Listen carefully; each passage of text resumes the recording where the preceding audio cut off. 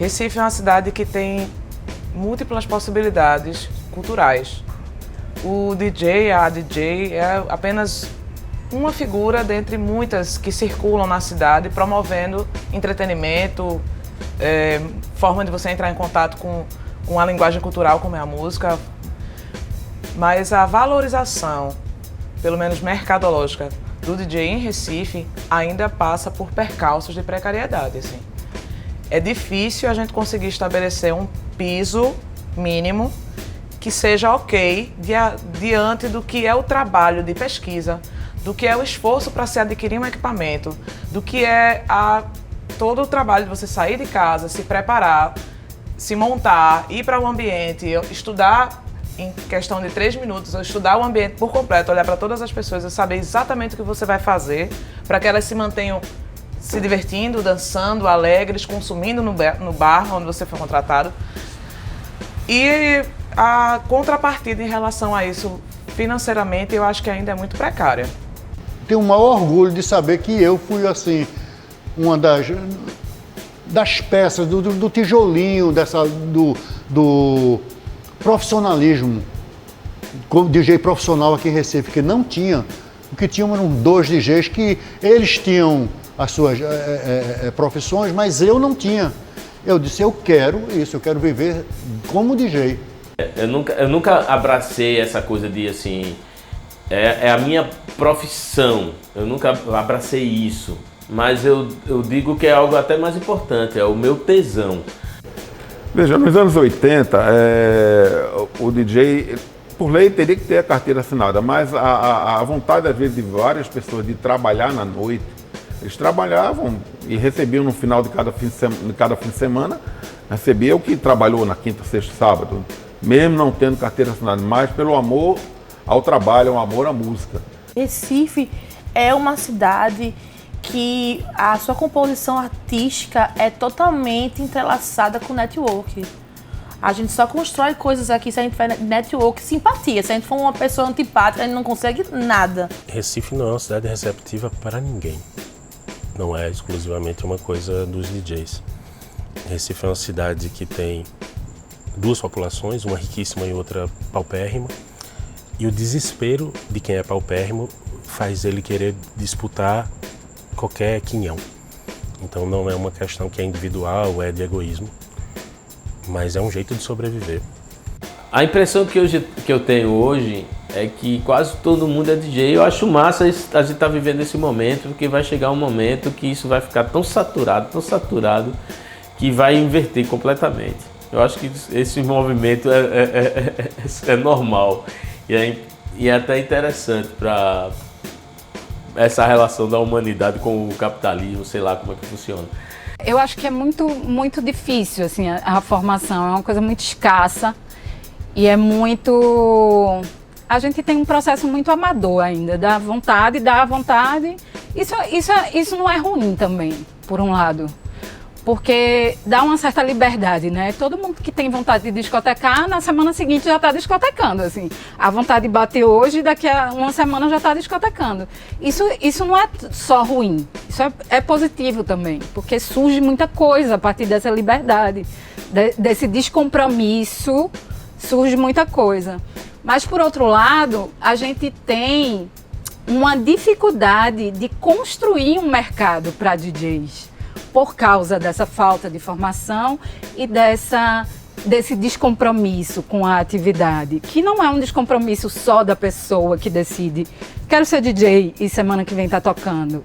Porque de certa forma, uma coisa meio irresponsável no sentido positivo.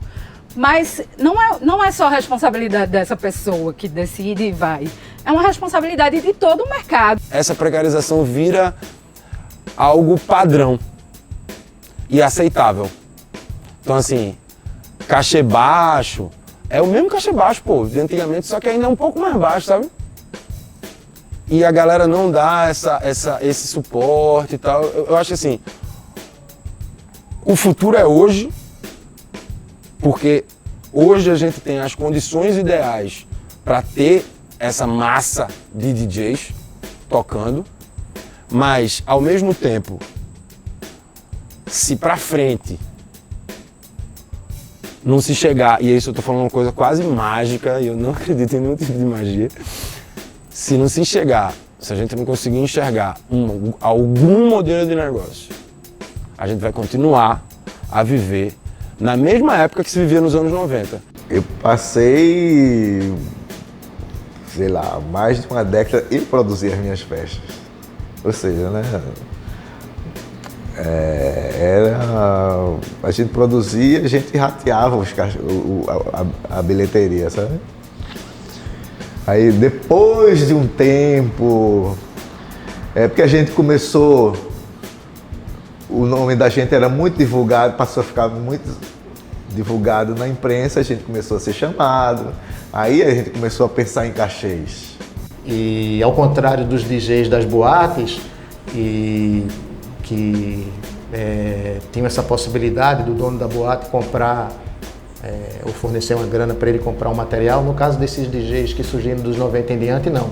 Eles mesmos ou utilizavam suas próprias coleções de disco, depois começaram a baixar MP3, esse tipo de coisa. A maioria eu acho que trabalha como eu trabalhei, e trabalho até hoje, assim. Eu já já toquei muito para festa, assim, meio que investimento. Então, vamos fazer na camaradagem, faço. Quando eu sei que, ali eu vou ter possíveis retornos de outras festas, vai um valor menor, vamos. E aí eu acho que você tem que saber ponderar isso. Tem situações que o pessoal às vezes chora muito, mas aí eu já digo, se você quer qualidade, vamos ver isso aqui. Mas eu acho que, principalmente, é uma profissão que as pessoas precisam se valorizar. Primeira coisa, eu me coloco desse jeito como profissional. Quando eu sei que é esse tipo de festa, que o pessoal vai pedir música, que eles querem, que tem uma variedade de cultura ali, muito grande, que eu jamais vou conseguir atender. Eu falo, não quero. A primeira coisa que eu faço é recusar e estabelecer, meu set é autoral. O DJ passou a ser quase uma celebridade, né? Ele saiu saiu das cabines para cima do palco, assim. Tinha DJ que passou um tempo de viver como sua profissão, que antes era bem difícil viver. Acho que é uma barreira estrutural que desvaloriza as mulheres desse lugar, dessa posição, desse trabalho. É mais que a cena está se construindo a partir também das suas margens, né? E está vindo tudo para o centro agora e se oxigenando de uma outra forma, por causa de uma resistência, por causa de um pé na porta, por causa de projetos que realmente combatem esse tipo de desigualdade, de discriminação.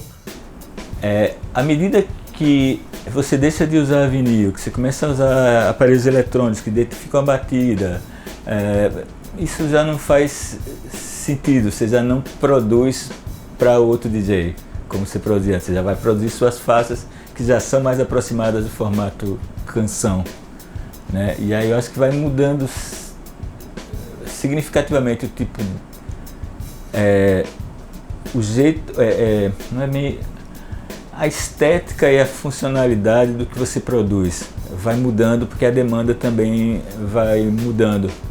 Naquela época, você não poderia assim, ser profissional, porque não tinha essa coisa do profissional, não tinha o DJ. Tinha o DJ, o disc jockey, que era o da rádio, o de rádio, e tinha gente que se metia a botar música em boate. No início dos anos 80, tinha muito também, foi quando começou as gravadoras colocarem discos promocionais para os DJs que trabalhavam nas casas e as pessoas que tinham som, que eram grandes equipes de som. Então houve essa divulgação do nível dos produtos nacionais, que foram no começo dos anos 80, onde teve a explosão também do rock nacional. E muita coisa dançante para a boate. A gente tem uma música pop no Brasil sendo cada vez menos produzida por músicos, instrumentistas e produzidas por DJs produtores. Mudou a música pop do Brasil. Você vê, até Lineker são músicos. de Pablo Vittar em diante são produtores, é um DJ, produtor, enfim. Anitta bebe nessa referência, Ludmilla bebe nessa referência, então você tem um pop do Brasil que é desenhado por DJs. E durante esse período todo, o que mudou, e o que eu vejo isso muito como a chegada de Lula ao poder também, que é a música brasileira na pista, né? Então, acho que esse diálogo que tem, principalmente pela pista eletrônica, quem pensou na vida numa pista eletrônica tá um nacional tocando. Mas assim, cresceu muito essa coisa do DJ. Eu só fico meio triste porque hoje em dia, mesmo você começando, o neguinho tá tocando por qualquer R$100. Isso aí eu acho bem complicado não se dar o valor. Tipo, beleza, não, mas porque eu tô começando. Sim, mas precisa começar com R$100. Você já tá levando o seu equipamento, que a maioria hoje em dia tem essa coisa de investir na controladora, investir no computador. Se você tá tocando lá no lugar, se alguém derramar cerveja, vão pagar? Não vão. Tipo, nem contrato tem. Eu acho que essa coisa de, beleza, apareçam DJs, venham, toquem, tá, né? Acho que tem área para todo mundo, mas se dê valor também. Você tá investindo, tem seu tempo de pesquisa, tem várias coisas envolvidas. É muito difícil, né, a gente cobrar um cachê que a gente realmente merece aqui. Muita gente não quer pagar, ou sei lá, acha, só um DJ, não vale tudo isso e tal. Mas eu tô conseguindo fazer umas coisas, consigo fechar umas coisas legais, sou eu mesmo que negocio com o contratante.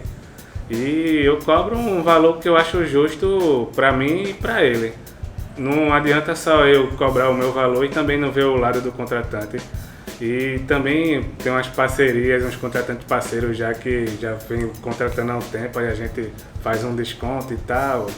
E assim a pessoa vai levando.